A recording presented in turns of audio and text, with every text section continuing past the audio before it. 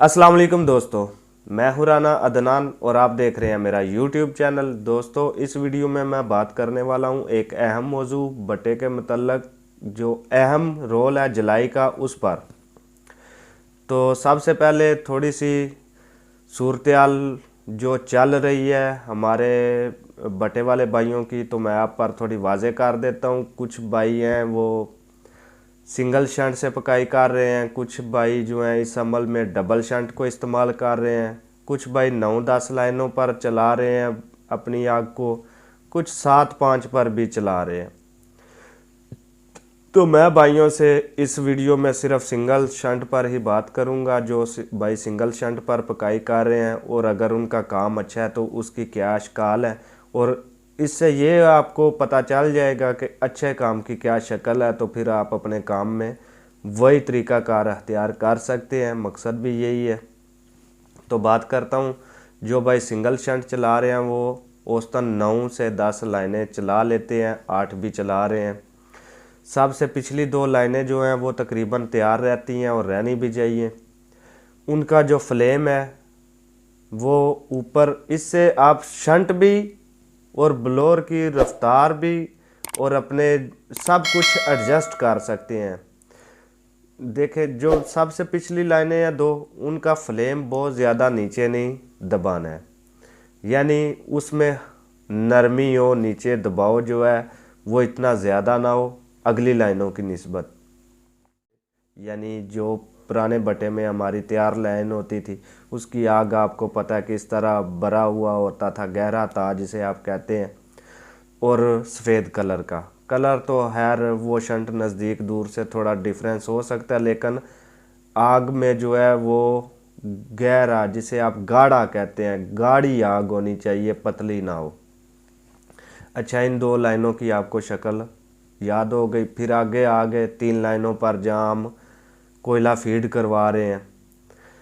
इन 3 लाइनों में जो हमारी सेंटर वाली लाइन पुराने बटे की होती थी उसकी शक्ल होनी चाहिए, यानी इसको हम कोयला लगा रहे हैं और जब पिछली 2 लाइनें उठानी हैं तो इससे अगली 2 लाइनें जो हैं पिछली लाइन की शक्ल में आए तो पिछली लाइनें उठाएं।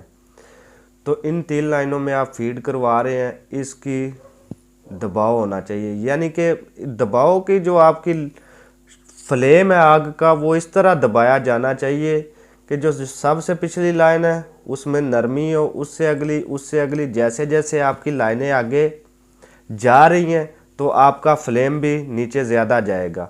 तो आप ज़्यादा स्पीड, अपना ब्लोअर है या रूटर है जो भी है उसको ज़्यादा स्पीड नहीं दें, ताकि आपका जो आग का ज़हीरा है वो ख़राब नहीं हो। उसको आप साथ लेकर चले। मैं 1-2 वीडियो में पहले भी जिक्र कर चुका हूँ कि आग के ज़हीरे के साथ आपने चलना है, ना कि स्पीड के साथ। आग को समझ कर चलेंगे तो इंशाल्लाह वो आपके लिए काफ़ी फ़ायदेमंद साबित होगा।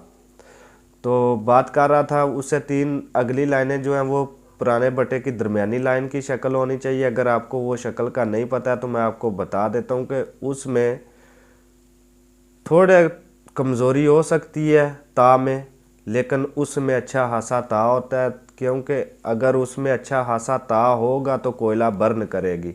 कोयला बर्न करने का भी क्या कुलिया है कि अगर आप किसी लाइन में कोयला डाल रहे हैं तो उसके पीछे आग का, उस लाइन के पीछे आग का ज़हीरा होना लाजमी है, फिर वो कोयला आसानी से बर्न होता है। जितनी हीट पीछे ज़्यादा होगी उतनी जल्दी बर्न होगा, यानी उतनी जल्दी जलेगा। तो जितनी जल्दी उन 3 लाइनों में कोयला जलेगा उतनी जल्दी अगली लाइनें साफ़ होंगी। यही प्रोसेस था पुराने बटे में भी, यही प्रोसेस है आपका। इस अपने कोल को, जो कोयला आप बटे में डाल रहे हैं उसको, और ब्लोअर की स्पीड को, और लाइनों की एवरेज, यानी कितने तवे आपने खोले हैं, इन सब को तवाज़न करना है। यानी अगर ज़्यादा लाइनें खुली हुई हैं तो फिर आपने रूटर की थोड़ी स्पीड रख लेनी है, और उसका अंदाज़ा आप कर सकते हैं सबसे पिछली लाइन के फ्लेम से, यानी वो ज़्यादा दबा नहीं रहा हो। अगर वो ज़्यादा दबा रहा है, जब आप तवा उठा रहे हैं तो मुंह के ऊपर स्याही आ जाती है फ़ौरन, तो समझ लें कि वो उसकी स्पीड ज़्यादा है।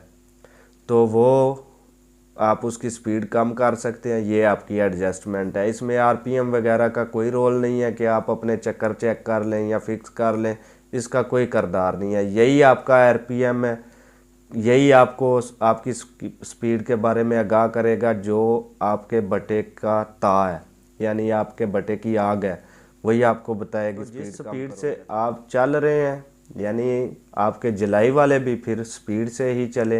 ये नहीं है कि ब्लोअर की स्पीड थोड़ी ज़्यादा है, आपकी स्पीड कम है और ये भी आपस में मैच नहीं कर रहा है, तो फिर आपके जो तवे लगे हुए हैं उनमें जो ता होगा वो इसी के साथ इजाज़त चाहूँगा। फिर अगली वीडियो में मिलेंगे।